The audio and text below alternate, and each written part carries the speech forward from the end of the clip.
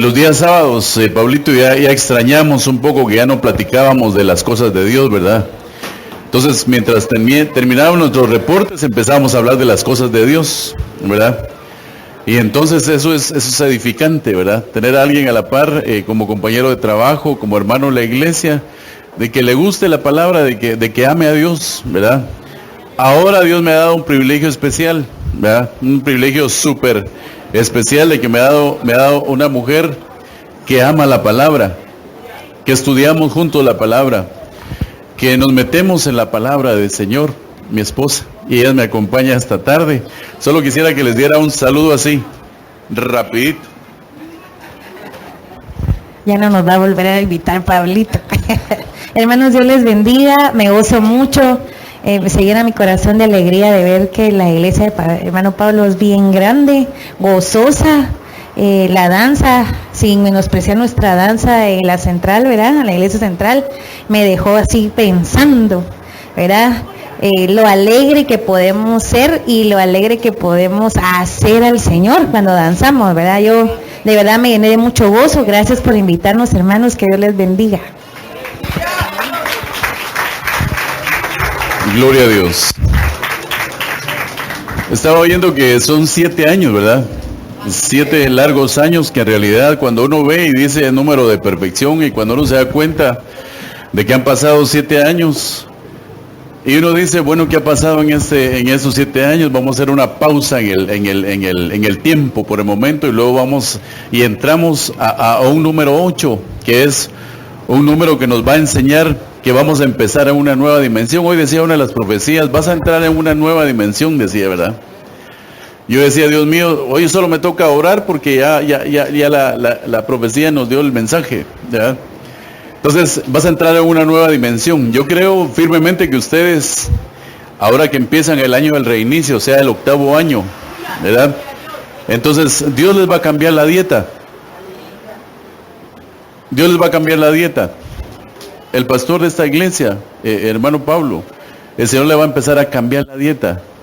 Ustedes lo han oído, que les ha enseñado, ustedes le han oído que los ha instruido, que conoce mucho la palabra, ¿verdad? Admiro mucho eso del hermano y le aprendo mucho de eso. Pero en este 8º año van ustedes a entrar en una nueva dieta de palabra. Y entonces cuando llegamos a 7 años podemos decir que hablamos de éxito, ¿verdad? ¿Cuántos tienen éxito aquí? El éxito es relativo, ¿verdad? Para algunos el éxito será casarse, ¿verdad?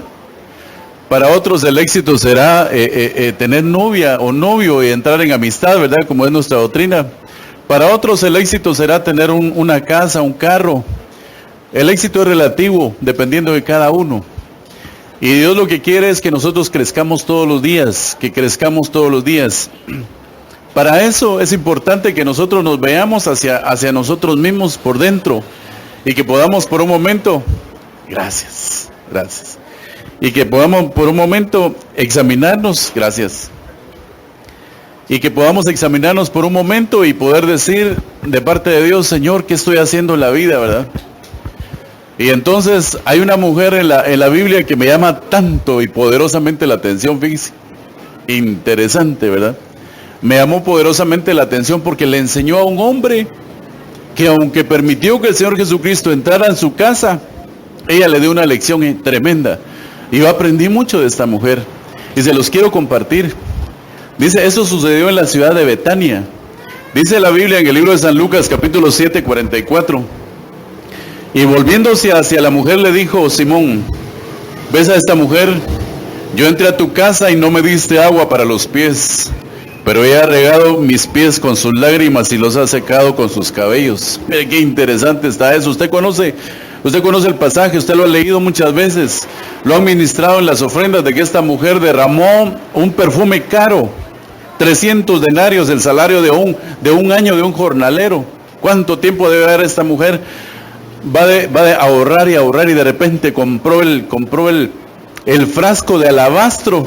En unas versiones dice que lo quebró y se lo derramó al Señor Jesucristo en sus pies y se lo derramó en su cabello. Pero cuando yo voy a la historia me doy cuenta que el frasco de alabastro era un frasco que era hecho de mármol. Entonces no lo pudo haber quebrado, ¿verdad? Porque hubiera rebotado. Entonces solamente le quitó el sello, ¿verdad? Le quitó el sello, y Dios nos está hablando también de pacto, que vamos a hablar más adelante. Entonces la ciudad de Betania, por un momento le llamaban la ciudad del canto. ¿Pero qué clase de canto? Le llamaban la ciudad del canto de los lamentos. O sea, qué tremendo, porque ellos pasaron por una crisis económica muy seria, al igual que los macedonios. Y hemos ministrado eso acerca de las ofrendas, y dice que los macedonios dieron más allá de sus posibilidades, más allá de sus fuerzas. Pero cuando usted va a la historia y le pregunta a la historia, señora historia, le dice, enséñeme qué pasó con los macedonios. La historia le va a enseñar que los macedonios, hubo un tiempo que no eran económicamente malos, sino que hubo un tiempo que ellos conquistaron la tierra, porque Alejandro Magno el Grande llegó a conquistar la tierra, y su visión era conquistar toda la tierra que estaba habitada. Pero cuando Alejandro Magno el Grande muere, los romanos conquistan Macedonia, y entonces lo llevan a una profunda pobreza.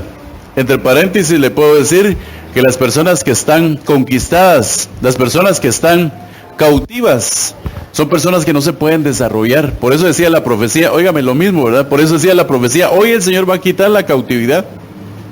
Hoy he mandado a mi siervo a este lugar para que se establezca a ese lugar, para que quite la cautividad, en el nombre del Señor Jesucristo.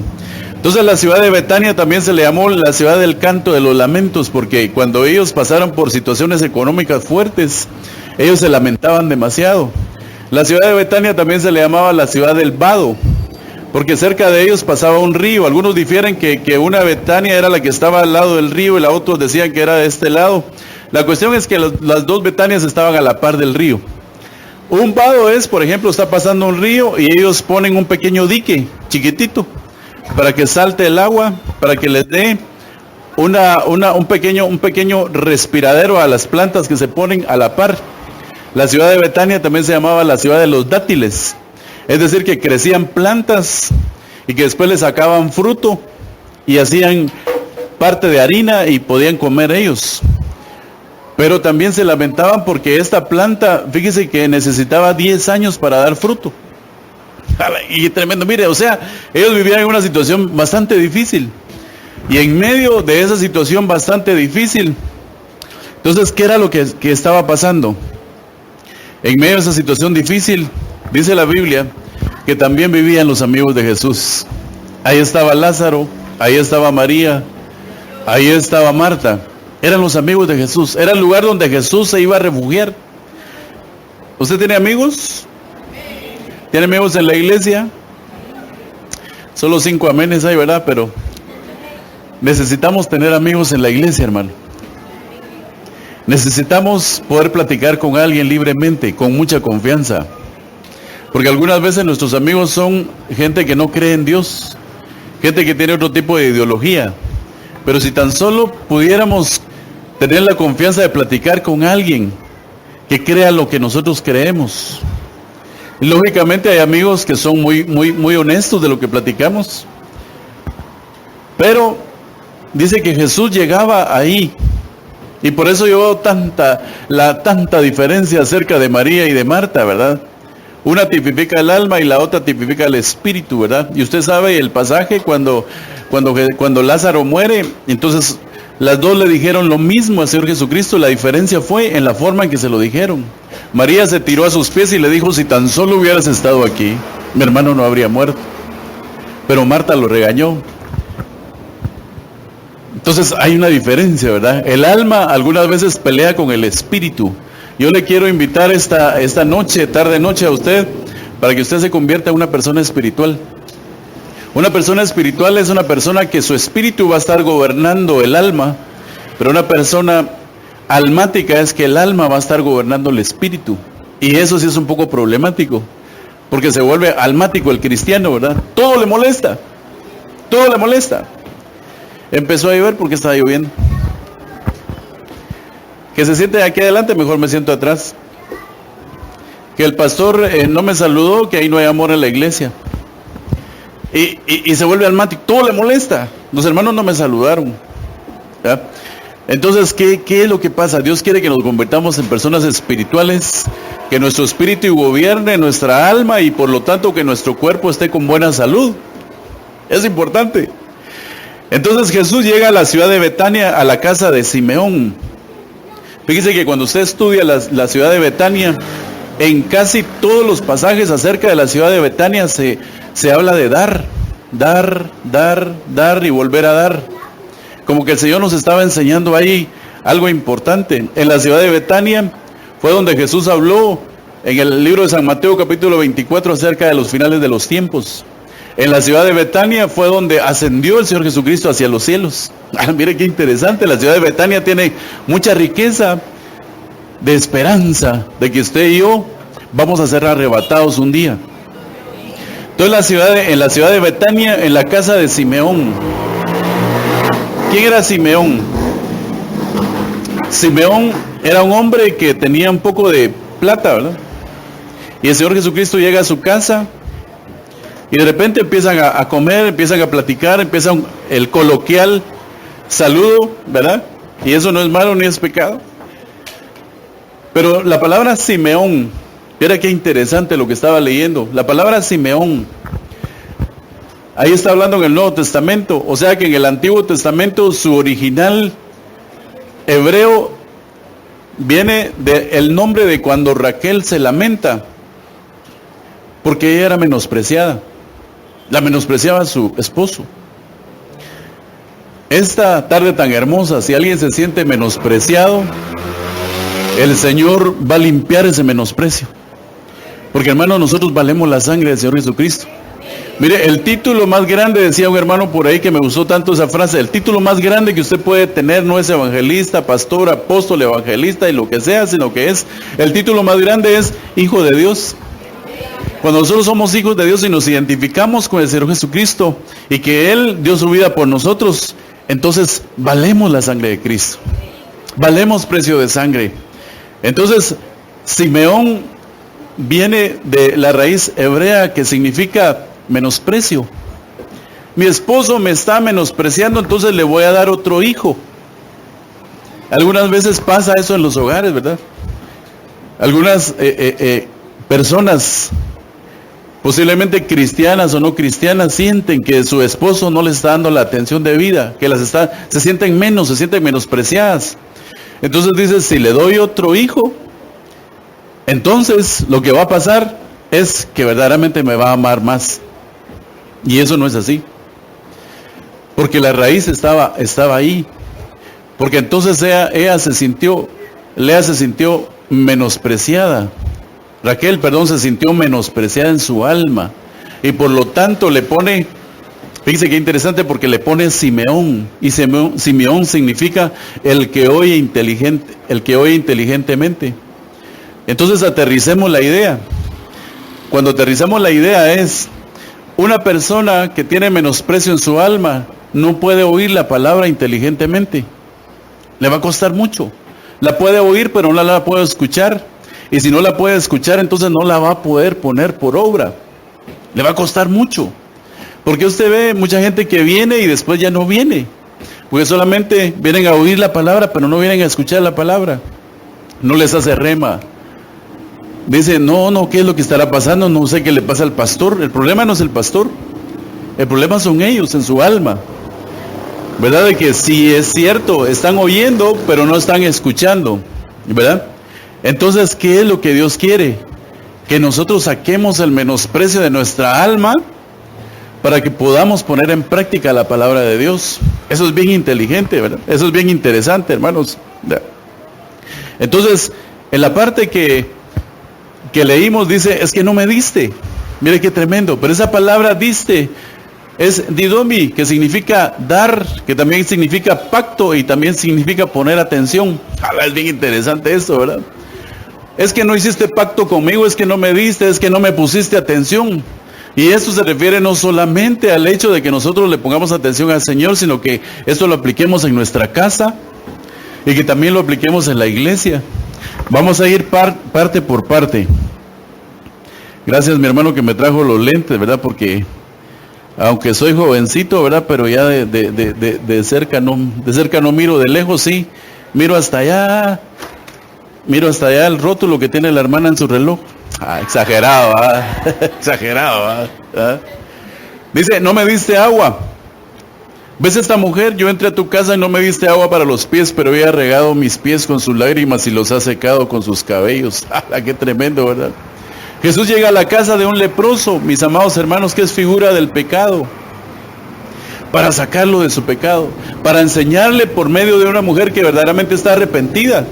Porque cuando usted lee los últimos versículos dice, y por cuanto tus pecados que son muchos, o sea que su condición espiritual estaba peor que él.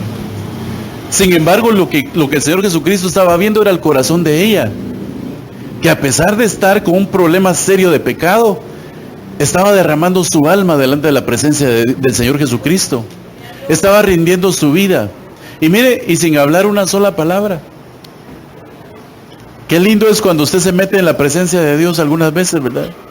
Y sin decir una sola palabra, el Señor está llenando su corazón. Y si usted siente que su vida va a estallar por un momento, porque la llenura del Espíritu Santo está metiéndose ahí adentro de su alma.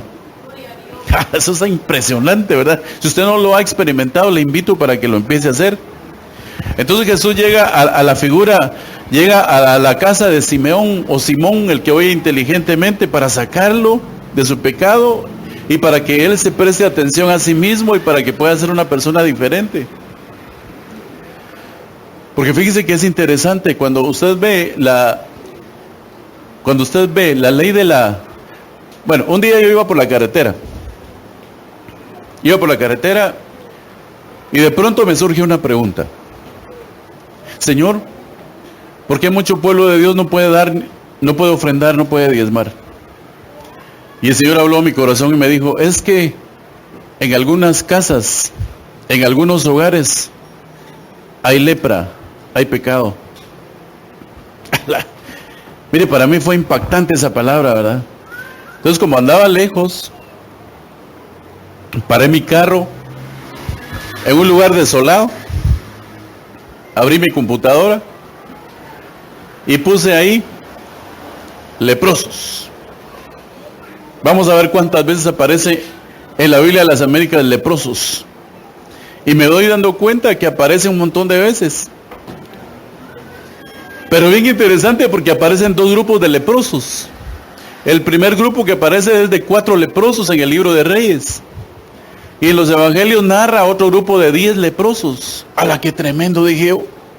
4 figura de equilibrio y 10 figura del diezmo. Porque de 10 uno regresó. Entonces dije, cuando hay pecado en los hogares, se pierde el equilibrio. Y por lo tanto la gente no puede diezmar. Entonces me fui a la ley de la lepra. ¿Qué pasó en la ley de la lepra? Y dice la Biblia que en la ley de la lepra, en el libro de Levítico, capítulo número 14, dice que el leproso tenía que traer 2 avecillas, un cordón escarlata, aceite, un hisopo y 2 corderos. Y entonces venía el sacerdote, dice, y lo aislaba por 7 días. Y cuando lo aislaba por 7 días, entonces decía, lo vamos a examinar para ver cómo está. Era básicamente como un proceso de limpieza. Pero hasta ahí todo está bonito, porque al cumplir los 7 días se iba a dar cuenta si se había arrepentido o no. Aquí es donde viene lo cardíaco, porque el Señor me mostró esto. Y paralelo a este pasaje aparece, y dice la Biblia, perdone, eso no dice la Biblia, pero sí tiene relación, porque habla de lo mismo. Entonces se iban a la casa del leproso. Dice qué interesante. Se iban a la casa del leproso, y entonces el sumo sacerdote, el que iba a oficiar todo el proceso, llamaba a los levitas, que eran sus ayudas, y les decía, vengan para acá. Quiero un equipo aquí. Y ese equipo se iba a la casa de esta persona y le decía, necesito que examinen la casa. Y entonces ellos se empezaban a examinar la casa. ¿Qué es lo que quiero que vean? Si hay alguna mancha en la casa de lepra. Y dice que de pronto un levita, sacerdote, sí, encontré una mancha. en la pared. Ah, qué interesante. Empecemos con el primer proceso. Lávenlo con jabón y agua. ¿Ya lo lavaron? Sí, ¿qué pasó? Volvió a brotar otra vez. Mire el proceso que hay muchas veces en muchos hogares. ¿Por qué en muchos hogares están devastadas las economías? Porque su pecado ha sido tal que no se han arrepentido, que aún han llegado a contaminar su casa. Y entonces el sacerdote, bueno, ok, ya lo lavaron y no salió, volvió a brotar eso. Bueno, démosle otra oportunidad. Quiten el repello de la piedra. Ya lo quitamos, Señor, vuelvan a echarlo. ¿Qué pasó? Volvió a brotar la lepra, Señor. Mira, qué interesante, va. Qué difícil. Volvió a brotar otra vez. Me imagino que a esas alturas el sacerdote estaba preocupado. Démosle otra oportunidad. Quiten el bloque, digamos. Quiten la piedra, pues. Ya lo quitamos, Señor. Pusieron otra, sí. Lo repellaron, sí. Lo pintaron, sí. ¿Qué pasó? Volvió a salir la lepra otra vez, Señor. Qué difícil. Y entonces los levitas se le quedaban viendo al sacerdote. Y el sacerdote, ¿sabe qué hacía? Ahora dinos, ¿cuál es tu palabra? ¿Cuál es tu veredicto, sacerdote? ¿Y sabe qué hacía el sacerdote? Ya lo lavamos, volvió a brotar la lepra, sí. Ya lo repellamos, volvió a brotar la lepra, sí. Ya quitamos el ladrillo, sí, volvió a brotar, sí. Derriben la casa.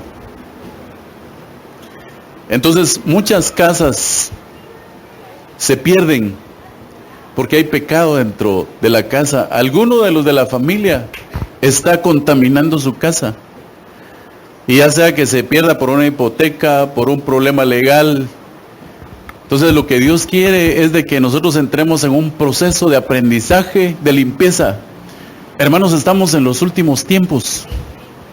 Mire cuántas cosas nos está marcando Oriente, cuántas cosas nos están marcando el clima inclusive, cuántas cosas. Está 41, 42 en el Petén, hermano. Mientras que aquí en la capital está caluroso, allá está el doble de calor. Los ríos están secos, muchos de los ríos están secos, y no solamente porque los hayan desviado, sino porque realmente no ha llovido. Entonces estamos en los últimos tiempos, verdaderamente. El día lunes o miércoles, algo así, en el Parque Central hubo un desafío. ¿Cuándo fue? El día martes en el Parque Central hubo un desafío porque quieren que salga a luz una ley que permitan casarse hombre con hombre y mujer con mujer. Hermanos, estamos en los últimos tiempos. Y el día martes en el Parque Central desafiaron a la moralidad y se besaron hombres con hombres y mujeres con mujeres.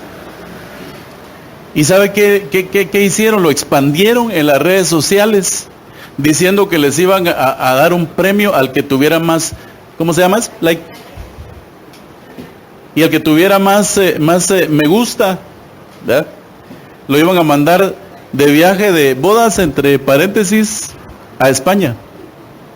Hermanos, estamos en los últimos tiempos. Estos tiempos en los que debemos realmente afirmar nuestra vida. Y debemos decirle, Señor, ¿cómo estoy delante de tu presencia? Por favor, ayúdame. Dame un espíritu diario de arrepentimiento. Entonces, ¿pero qué pasaba? Mire, si alguien se sale en este momento, se va a salir triste porque ahí se pueden derribar mi casa si no me arrepiento. Entonces lo que hacía el sacerdote era, ven para acá. Y él se presentaba, óigame, se presentaba desnudo delante del sacerdote. Y el sacerdote lo examinaba. Y al séptimo día, entonces él, después de vestirlo, agarraba el aceite y le decía, extiendes tus dos manos. Mire qué interesante eso, hermano. Extiende tus dos manos, ya está limpio. Ahora, mire qué interesante. Agarraba aceite de manos de uno de los levitas. Agarraba aceite. Y entonces el aceite lo ponía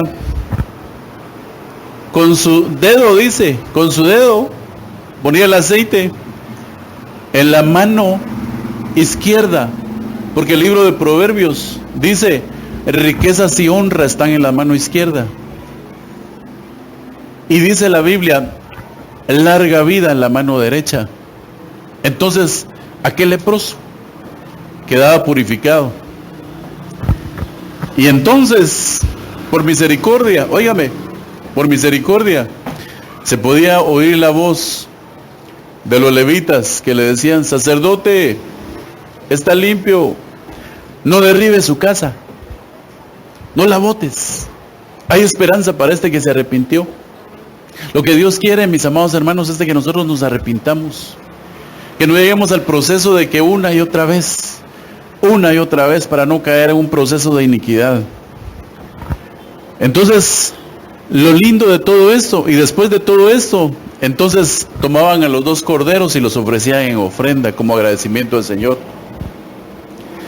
Entonces usted y yo tenemos que aprender de esa mujer que voluntariamente trajo la ofrenda.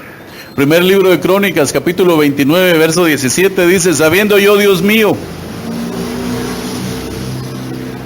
que tú pruebas el corazón y te deleitas en la rectitud, yo he ofrecido voluntariamente todas estas cosas en la integridad de mi corazón. Mire que está hablando el salmista. Y ahora he visto con alegría a tu pueblo que está aquí para hacer sus ofrendas a ti voluntariamente. Entonces, cuando usted venga y ofrezca su vida y se examine, y yo también, y nos presentemos delante del trono de la gracia, hagámoslo voluntariamente. Solamente dejemos que Él examine nuestro corazón. Y hay un requisito: en la integridad, en la rectitud de mi corazón. Por ahí leí algo que me llamó la atención y se lo quiero compartir para que me comprenda usted esa situación. Se cuenta que un joven pidió una pizza, estaba en un hotel y pidió una pizza. Él pide la pizza, se la lleva, y cuando destapa la pizza, él está listo para comérsela. Y la destapa y había un fajo de billetes. ¿Verdad? ¿Qué haría usted si le llega un fajo de billetes, ¿verdad? Una pizza, ¿verdad? 30 minutos o gratis, ¿verdad? Y le llega un fajo de billetes, y cuando él ve el fajo de billetes se habían equivocado. ¿Qué había pasado? Saber, la cosa es que ahí estaba el dinero. Yo no sé si esta fue una anécdota o realmente pasó, pero lo interesante es la ejemplificación que a mí me llamó la atención.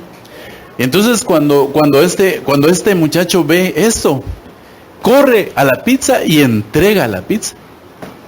Se da cuenta su hermano, que era un locutor profesional y está al aire, y dice, lo voy a contar para que todo el mundo se dé cuenta y siga tu ejemplo. Y él dice, no. Ala, pero qué humilde lo que hiciste. Es un ejemplo para que muchos lo hagan también. Y él dice, no. ¿Por qué? Porque en ese hotel yo estoy con una mujer que no es mi esposa. Entonces yo le pregunto a usted, ¿él era honesto? Sí. Era honesto, pero no era íntegro. Porque si él hubiera sido íntegro, nunca hubiera estado en ese hotel con esa persona que no era su esposa. Entonces lo que Dios quiere es que no solamente seamos honestos, sino que seamos íntegros. Lo que Dios quiere es que nosotros, como aquel que se presentaba delante del sacerdote, como Adán y Eva, que dice la Biblia que estaban desnudos, y eso nos habla de sinceridad y de responsabilidad en la faceta ya cuando habla de Abraham. Entonces ahí dice, porque no me diste, y le dije que también significaba pacto, ¿verdad? Y en el libro de Oseas, en el capítulo 10 y verso número 4 dice, hablan meras palabras, hacen pactos con juramentos vanos, y el juicio brotará como hierbas venenosas en los surcos del campo. ¡Hala, qué tremendo!, ¿verdad?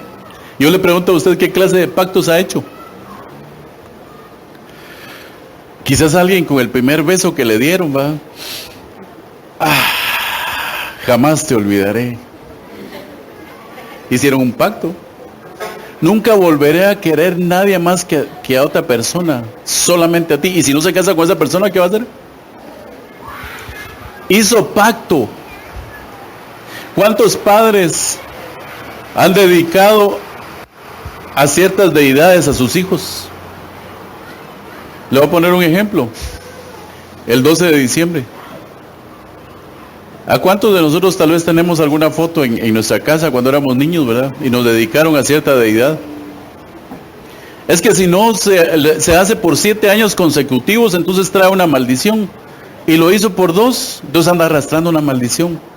Viene el Señor Jesucristo y no hay forma que su vida se enderece.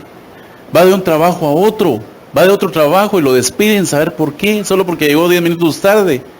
Los demás faltan 3, 4 días y él llega 10 minutos tarde y lo despiden. ¿Qué está pasando? Es un buen cristiano. Hubo un pacto que se hizo antes. Hay muchos padres que están haciendo pactos, dedicándole sus hijos a Moloch. Cuando dedicaban sus hijos a Moloch en aquel tiempo, Moloch era una boca grande. Y en la parte de abajo, como a esta altura, y en la parte de atrás, era un fuego pero fuerte, fuerte, fuerte. Y entonces dedicaban a sus hijos para tener buena fortuna. Fíjese qué tremendo. ¿Sabe qué hacían con los niños recién nacidos? Los agarraban de un pie y los tiraban a la boca de Moloch. Y entonces cuando el niño caía, para no escuchar los gritos dolorosos de esa criatura que se estaba quemando en las brasas y en las llamas, ellos agarraban los tambores y cantaban. ¡Hala, qué tremendo! ¿Eh? ¿Qué canciones habrán cantado para dedicar a ciertas deidades a los hijos? Hoy en día, muchos hijos se están dedicando a Moloch, a sus hijos, con la indiferencia. Ándate a tal lugar solo para salir de ellos, ¿verdad? Para que no los molesten. Hay otros que por lo menos tienen una buena obra. Ándate en la iglesia, ¿va? Para que no me estés molestando. Ándate al cine, no tengas pena, y sin saber qué es lo que va a ir a ver, ni con quién va a ir a verlo. Entonces, cuidado con los pactos. Entonces, aquí le dice el Señor Jesucristo, le está preguntando a Simón, y le está diciendo, tú no hiciste pacto conmigo, ella lo está haciendo. Así como aquel que le dieron anillo, ¿verdad? ¿Quién fue? El hijo pródigo, ¿verdad? Le dieron anillo, hicieron pacto, porque un anillo, ¿eh? Un anillo cuando se casa una persona, entonces le da un anillo que no tiene principio ni tiene fin. ¿En dónde estará el principio del anillo? ¿En dónde estará el fin del anillo, verdad? Es un pacto. Interesante, ¿verdad? Y decía un hermano una cosa bien interesante, y tal vez se las ha compartido mi hermano pastor, ¿verdad? El joven está bien contento en el altar, esperando a la bella dama, a su esposa, ¿verdad? Pero altar significa morir también. Morir a sus deseos, morir a sus pasiones. Entonces, cuando hagamos un pacto, tengamos cuidado.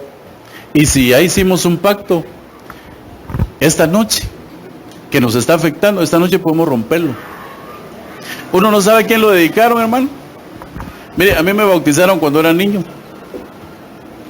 Y estuve a punto de hacer la confirmación. Poquitos días, solo porque ese día el sacerdote de la colonia no tuvo tiempo de atenderme, atendió a los demás y dijo, ustedes se quedan para mañana. Y al otro día yo acepté al Señor Jesucristo en la iglesia, nunca más volví a regresar. Mire qué tremendo. Dios es bueno. ¿Por qué Simeón? ¿Por qué Simón no podía desarrollarse? En ningún momento en ese capítulo 7 del libro de San Lucas, yo veo que él se arrepienta. Porque traía arrastrándose él un problema serio de descendencia. Mira, hermano, cuando usted diezma, sus hijos, sus nietos, sus tataranietos son bendecidos. Ahora, él tuvo un problema serio. La tribu de Benjamín se menospreciaba a sí mismo. Y él era descendiente de la tribu de Benjamín. Los habitantes de Betania eran descendientes de la tribu de Benjamín. No solamente traía el problema serio de que su mamá, en un momento dado, sentía menosprecio por ella misma, sino que la tribu de Benjamín también tenía ese problema. Si esta noche alguien se siente menospreciado delante de Dios, ¿verdad? Óigame, le voy a decir algo delicado. El menosprecio es el caldo de cultivo para el búho nocturno Lilith, que a los hombres los convierte en homosexuales y a las mujeres las convierte en lesbianas, porque les baja su autoestima. Y entonces usted oye por ahí una frase que dice, nadie me quiere, nadie me ama. Y Lilith dice, yo sí te quiero y sí te amo. Y te voy a buscar una persona que sea que sea tu alma gemela. Por eso nosotros rechazamos esa doctrina del alma gemela. Y hoy en día, como el dragón del libro de Apocalipsis ya abrió su boca, mis amados hermanos, y hay corrientes doctrinales dentro de las iglesias cristianas que dice que se valen lo de las almas gemelas, que no importa que usted esté casado, dice, sino que busque su alma gemela. Nosotros reprendemos al diablo en nombre de Jesús, porque eso no es correcto ni es cierto. Entonces no me diste, ¿qué más? No me diste atención. Es bien interesante, ¿verdad? Le estaba enseñando a Simón que él se atendiera a sí mismo, que él se examinara a sí mismo. Por eso cuando nosotros tomamos la Santa Cena, según el libro de Corintios, 1 Corintios 11:24, dice, examínate antes de tomar la cena. Y nos tenemos que examinar. Por eso dice, si alguien la toma indignamente, ¿qué? Eso que usted dijo, ¿va? Juicio come. ¿Y juicio qué? Bebe. Porque no discierne el cuerpo de Cristo. Porque la Santa Cena es pan, figura de muerte, vino, figura de vida, ¿verdad? Entonces lo que Dios quiere es que nosotros vivamos para Él. Entonces la primera atención que nosotros debemos de tener, mis amados hermanos, es para con nosotros mismos. ¿Cómo está nuestra vida delante de Dios? Simón, esta mujer te está dando una lección, tienes que aprender de ella. Y a nosotros esta mujer nos está dando una lección, tenemos que aprender de ella. Porque al final del capítulo dice, y entonces en muchos tiempos se hablará de ella, se hará memoria de esta mujer, dice, por lo que hizo. Entonces, otra cosa importante es, ¿estamos dando servicio nosotros a los hermanos en la iglesia? ¿Será que nos importan los hermanos de la iglesia? O si no, ya vino el hermano que ocupaba la primera silla y qué me importa, ¿va? Ese pecado debe andar. Entonces necesitamos orar. A muchos de ustedes el Espíritu Santo les ha hablado y se les ha cruzado algún hermano o hermana en la mente. Quiero decirle que es el Espíritu Santo para que usted interceda. Mira, hace muchos años, cuando estaba discipulando, discipulaba en un hogar en la zona X, que no me acuerdo, eran unos palestinos, unos grandes osos, unos hombres bien grandotes, peludos, así grandotes, ¿verdad? Puros osos palestinos. El Señor los había traído a Guatemala, y entonces iba a discipular cada sábado a la casa de ellos, cada sábado. Y un día sábado me dice, Antonio, hablaba así, ¿verdad? Antonio, ¿qué pasó? ¿Qué te pasó? Yo no sé qué me está pasando. ¿Qué te está pasando? A las 2 en punto de la madrugada se me enciende la luz de la sala. ¿Ya? A las 2 en punto todos los días se me enciende la luz de la sala. ¿Y te da miedo? No. ¿Te da paz? Sí. El Señor te está diciendo que lo busques a esa hora. Qué tremendo, ¿va? Yo no sé si el Señor nos está inquietando, hermanos. Yo no sé qué es lo que el Espíritu Santo le está hablando a usted. Y usted dice, ¿qué es lo que nos estará pasando? ¿Qué es lo que estará pasando? ¿No será que el Señor quiere que usted tenga comunión con Él? ¿No será que el Señor quiere que usted interceda por otras personas? ¿No será que en ese momento tan especial algunas personas están pasando por problemas serios o posiblemente los están asaltando en algún lugar y Dios quiere librarlos de eso? Y usted tiene la oportunidad de poder pedir por sus hermanos. No me serviste. Entonces, así no me puedes lavar los pies. Bien interesante, ¿verdad? Así no me puedes lavar los pies. Entonces necesitamos capacitarnos. Ustedes tienen un pastor, Pablo Barahona, hermano pastor, que se mete en la palabra, que estudia. Que así como el apóstol Pablo dice, yo me siento como líquido para servirlos a usted. Y entonces si me siento como líquido para servirlos a usted, entonces hay que aprovechar todo eso, hermano. Mire, yo viajo por muchos lugares en el interior de la República. Y créame, son contados, y no estoy menospreciando a los siervos de Dios, pero son contados los hermanos que verdaderamente se meten a estudiar la palabra. Y hoy en día hay muchas congregaciones que lo único que hacen es tratar de atraer personas para las congregaciones con actividades extra iglesia, discotecas, bailes. ¿No ha visto usted los bailes cristianos, va? Hasta de cachetío bailan los hermanos ahí. Están tratando de atraer a la gente y Dios no quiere que eso pase. Sigamos. Necesitamos capacitarnos. Necesitamos capacitarnos para ayudar a otros. Mire, el sufrimiento que algunos han tenido tiene un propósito: fortalecerlo en la vida cristiana. Fortalecerlo para que usted pueda ayudar a otros, para que usted se convierta en una columna de esta iglesia y que usted le pueda decir: pastor, puede contar conmigo, ¿y qué quiere que le ayude? ¿Por qué? Porque necesitamos desarrollarnos. Hermano, si no tenemos experiencias personales, ¿cómo vamos a ayudar a otros? Es difícil.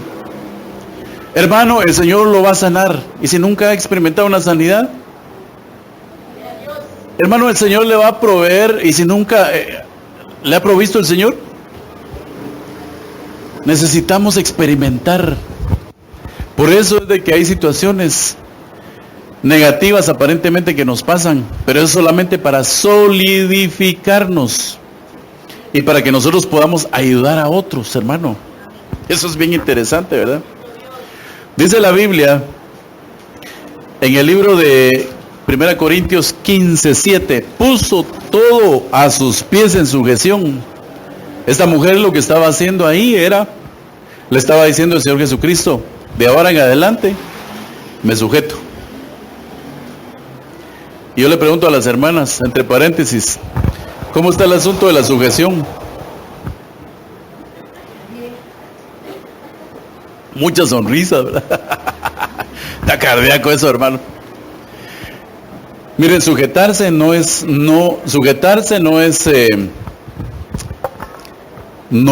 tener a las hermanas debajo de los zapatos, ¿verdad? Sujetarse también es agarrarse. Hermana, agárrese de su esposo. En lo que respecta a todas las buenas cosas, ¿verdad? Entonces, sujetarse también es agarrarse, ¿verdad? Porque algunas veces hemos tergiversado el término sujetarse, ¿verdad? Vos haces lo que yo digo porque aquí el papadito soy yo. Y si es contra la voluntad de Dios, entonces lo que tenemos que hacer es discernir. Tomen todo, disciérnanlo, escojan lo bueno y practíquenlo. Bien sencillo. Jesucristo es el hombre más práctico.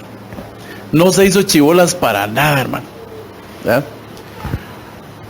No ungiste mi cabeza con aceite, pero ella ungió mis pies con perfume.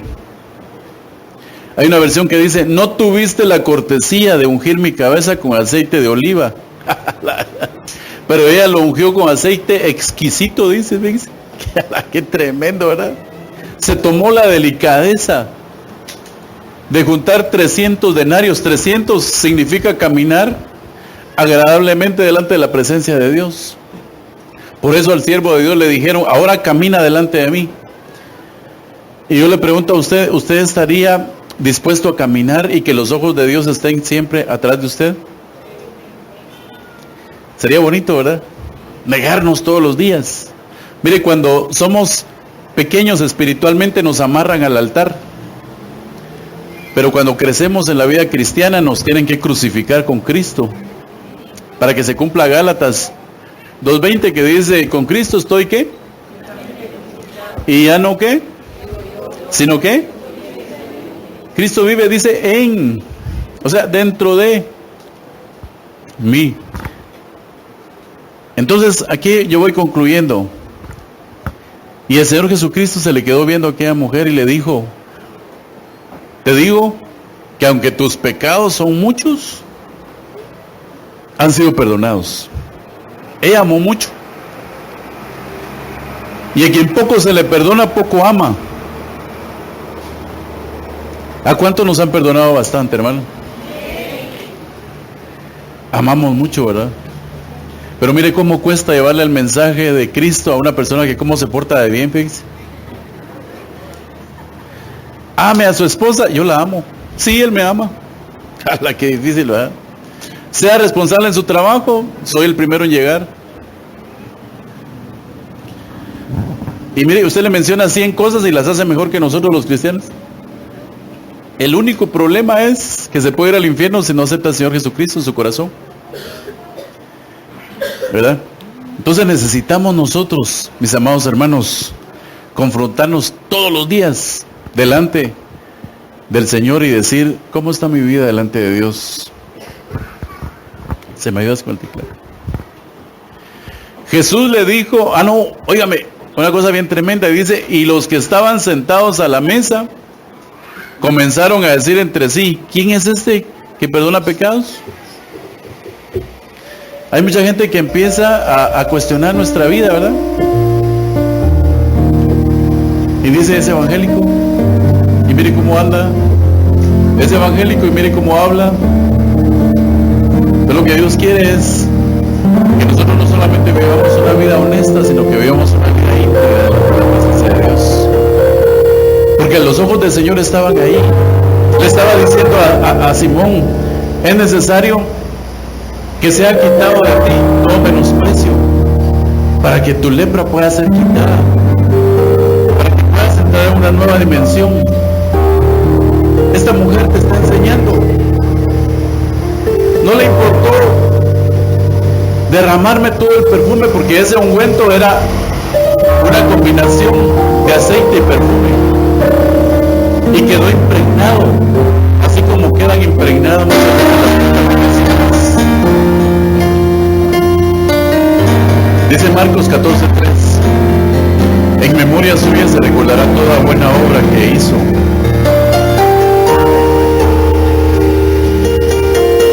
Y esa palabra obra significa ergón, que cuando usted va a la concordancia la traduce como se abrió un espacio de gracia para esta mujer, y entonces ella encontró perdón. Cuando ella no tuvo, dio su vida, y cuando tuvo, dio más allá de sus fuerzas. Cierra sus ojos por un momento.